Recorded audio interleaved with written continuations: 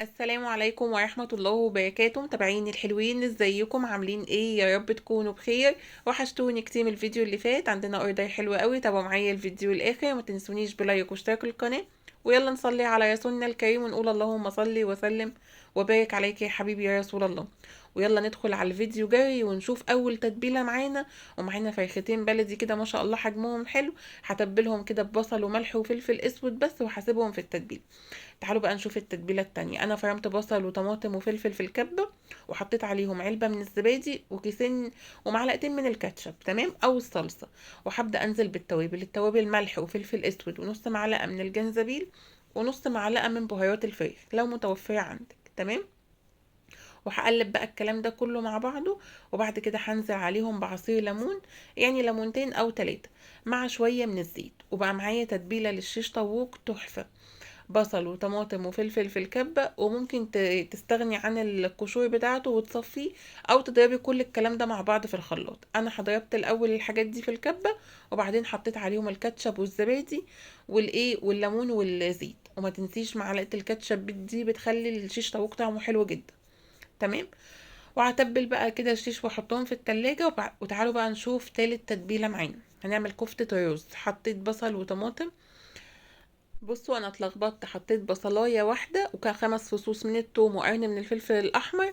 وحطيت كمان ايه يعني حزمه بقدونس وكزبره وشبت، من كل حاجه حزمه، اللي هي في الاخر عود يعني، تمام، لان الحزمه دلوقتي بقت عود. ضربتهم في الكبه، وبعد كده نزلت عليهم بربع كيلو من اللحمه المفرومه. وبعدين نزلت بكوبايه من الرز او 200 جرام من الرز المطحون، تمام. ضربتهم كويس مع بعض، وبعد كده ايه سبتهم في التلاجة. وفي الاخر هشكلهم تكون العجينه مسكت شويه. طبعا التوابل كانت ملح وفلفل اسود بس. ما بحطش اكتر من كده في الايه، في كفتة الرز. تعالوا بقى هنا نروح على البوتاجاز ونشوف هنعمل ايه. جبت كده 4 حلل او 3 حلل وطاسة، وايه، ومعايا بقى في كل حلة شوية زيت كده. هبدأ انزل بالبصل. انا فاهمة كيلو بصل، وهقول لكم حلة حلة هنعمل فيه ايه. اول حلة زي ما انتم شايفين حطيت نص كوباية من الزيت، ونزلت عليها ببصلتين فرماهم في الكبة. وبعد لما دبلوا كده قمت نازلة عليهم بايه، بكيس من الصلصة او معلقتين كبار من الصلصة الجاهزة، تمام. هسيبهم بقى كده يعني يتكتكوا كده مع بعض، ولو فيهم مادة المواد الحافظة كده تطلع من الصلصة. وبعد كده هجيب بقى الورق بتاع النعناع كده، اقوم مقطعة كده ايه، كام ورق حلو يعني، كام ورقاية كده من النعناع وتوصي. عايزة اقولك النعناع في التسبيكة بيدي طعم حلو جدا. وبعد كده نزلت بقى بحوالي 2 كيلو طماطم كده ضربهم في الكبة، مع شوية ملح وشوية فلفل اسود. وهسيب التسبيكة دي تتسبك على نار ايه، هادية. وكده اول حلة خلصت معانا. طبعا انا بخلص كل حاجة على البوتاجاز، وكل حاجة انتوا هتعرفوا بتاعت ايه. تاني حاجة بقى جبت الحلة تانية وحطيت فيها برضو شوية زيت ومعلقة سمنة بلدي. ونزلت ببصلاية واحدة فرموها في الكب.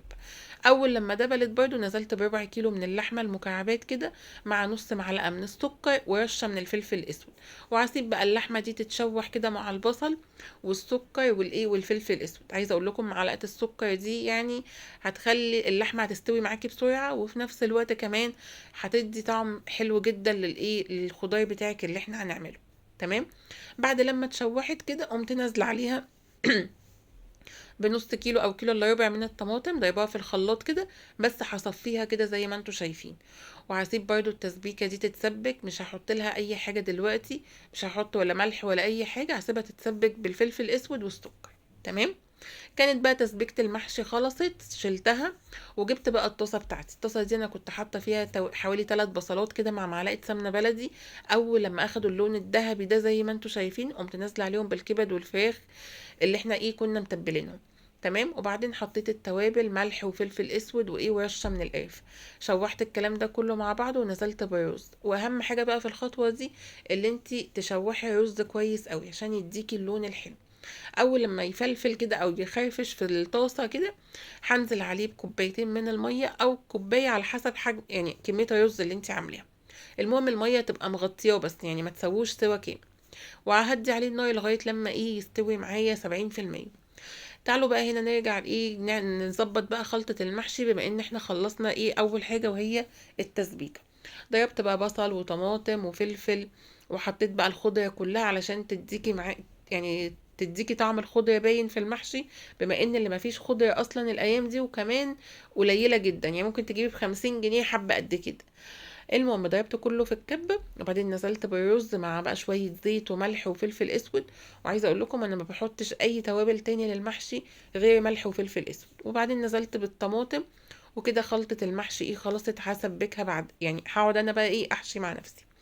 تعالوا هنا بقى نجيب الفرختين، ونبدأ بقى نحشيهم كده. كان الرز استوى، وبصوا بقى لونه يعني بجد تحفة، لونه كده يعني رهيب ومفلفل، وبجد كان خطير. هبدأ بقى احشي الفراخ كده من تحت الجلد، وطبعا انا مفصلة الجلد عن اللحم، وهحشي كده بالمعلقة، بس اهم حاجة ما تكبسهاش. بالعصاية بتاعت الشيش طاووق كده هبدأ بقى اقفلها، وهحشي التانية زي ما انتوا شايفين كده، وبرده بعصاية الشيش طاووق هقفلها. طيب هنسلق الفراخ دي؟ لا مش هنسلقها، احنا هنسويها زي ما هي كده. عايزه اقول لكم البصلايه اللي انا متبلاها بيها بالملح وبالفلفل الاسود هتخلي طعم اللحمه جبار، مع كمان خلطه الرز هيطلع مفلفل ولا معجن ولا اي حاجه. هديلها بس رشه زيت من فوق الوش عشان لما احطها في الكيس الحراري ما يمسكش عليها، وفي نفس الوقت كمان ما يطلعش طبقة الجلد. واديت لها كده، كنت سايبة معلقة صلصة من التسبيكة بتاعة المحشي، اديت لها معلقة يعني رشة من فوق كده بالصلصة. البصل بقى اللي انا كنت متبلاه بيها، حطيت عليه كوباية مية، وحطيت عليه ورق لوري وحبهان وشوية من الفلفل الاسود، وحطيت كل فرخة في كيسة كده، الكيس اللي هو الحراري اللي بيدخل الفرن. وفي نفس الصينية هدخلهم على الشبكة على 220، على درجة 220. عايزة اقول لكم هياخدوا لون من فوق ومن تحت تحفة. بعد لما دخلت بقى الفراخ، تعالوا بقى نعمل التسبيكة التالتة. جبت برضو شوية زيت ومعلقة سمنة، وحطيت فيها بقى بصلاية، واول لما دبلت كده نزلت بكام فص توم. والثوم مهم جدا في الوصفة دي او التسبيكة دي. وقرن فلفل سواء سبايسي او عادي، انا قطعت قرن فلفل رومي لان العميلة مش عايزة حاجة سبايسي. تمام، هسيبها لغاية لما تدبل. وفي نفس الوقت كانت خلاص اللحمة او التسبيكة اللي فيها اللحمة استوت، نزلت نص كيلو من البامية. هسيبها بقى تستوي على نار هادية. وتعالوا بقى نرجع للتسبيكة. بعد لما البصلة دبلت مع الثوم، قمت نازلة عليها بطماطم وملح وفلفل اسود، وسبت ونص معلقة من السكر. تمام. هنا بقى كنت حاطة لبن علشان نعمل طاجن رز معمر. حطيت بقى غسلت الرز، اهم حاجة رز يبقى نص البريم، وحطيت عليه ملح وفلفل اسود وقلبته كده زي ما انتوا شايفين. وبعد كده هنزل باللبن، اهم حاجه اللبن يغطي البريم. وهقلب وكده رز معمر معايا خلاص، يا دوبك هدخله الفرن. ما بحطلوش سمنه دلوقتي خالص، هتشوفوه لما يطلع. بصوا بقى، لما بقى قعدت انا حشيت مع نفسي الممبار، وهنعمل بقى الميه بتاعته او الشوربه بتاعته. حطيت شويه نعناع كده ولوي وحبهان فلفل اسود وملح، سبتهم يغلوا مع بعض، ونزلت بالممبار زي ما انتوا شايفين. عايزه اقول لكم كمان هحشي ورق عنب وكوسه وفلفل وبتنجان، هتشوفوهم معايا دلوقتي. هسيب بقى الممبار 10 دقايق كده على النار، على نار عاليه، وبعدين ههدي عليه النار. تعالوا هنا بقى نشوف الباميه بعد لما دخلت في السوا. جبت بقى قرنين فلفل احمر، حطيتهم كده في الاخر عشان مش عايزه الحاجه الباميه تبقى سبايسي. وجبت كام فص توم قطعتهم. بصوا بقى الباميه وجمالها. وبعدين نزلت بالباميه كده في الطاجن، وهدخلها الفرن. ولازم يبقى فيها صوص كده علشان ما تنشفش معاكي في الفرن. هنا بقى كان الرز طلع، انا بحطه في الشبكه اللي تحت كده على الصاجه على طول، بياخد الوش كده زي ما انتوا شايفين، بيطلع لونه خطير. عملت له فتحات كده بالسكينه، وجبت بقى زبده او سمنه، واديت له معلقتين سمنه حلوين، وشويه من حاجه بسيطه من الزيت يلمع الوش بس. تمام. كان بقى الممبار هنا استوى، يعني خلاص بقى هتطلعه من الشوربه بتاعته. بصوا بقى لونه، يعني هتشوفوه دلوقتي تحسوا اللي هو متحمر يعني. اخر حاجه بقى كانت الكفته، مسكت كده كفته الرز في الفريزر، فقلت بقى اخر حاجه اقليها. هبدا بقى اصبعها كده، وطبعا لما بتبقى طالعه من الفريزر بتبقى العجينه ماسكه مش ملزقه ولا اي حاجه، هتعرفي ت... تصبعيها بسهوله، مش هتلزق في ايدك، ومش هتحتاجي ان انت تحطي شويه زيت ولا اي حاجه. هبدا بقى حطيت طاسه، وبعد لما اصبعها كده اقوم نازله في زيت يكون سخن جدا، وهتشوفوا بقى لونها وجمالها. عايزه اقول لكم الفيديو بيجري بسرعه بسرعه، لاني فعلا كنت مستعجله. وكمان حابه الفتره دي ما طولش عليكم الفيديو، يبقى مثلا 20 دقيقه او كده. لا انا قلت كل حاجه، يعني اتمنى اكون قلت كل حاجه وما نسيتش حاجه. وانا بسجل عليه. تمام. وفي نفس الوقت عشان ما يبقاش طويل عليكم وتقدروا تكملوه. هنا بقى الكفتة كانت خلاص اتحمرت. بصوا بقى زي ما انتوا شايفين لونها طالع تحفة. هطلعها بقى واصفيها كويس جدا من الزيت، وبعدين هحطها في الصلصة اللي اتسبكت.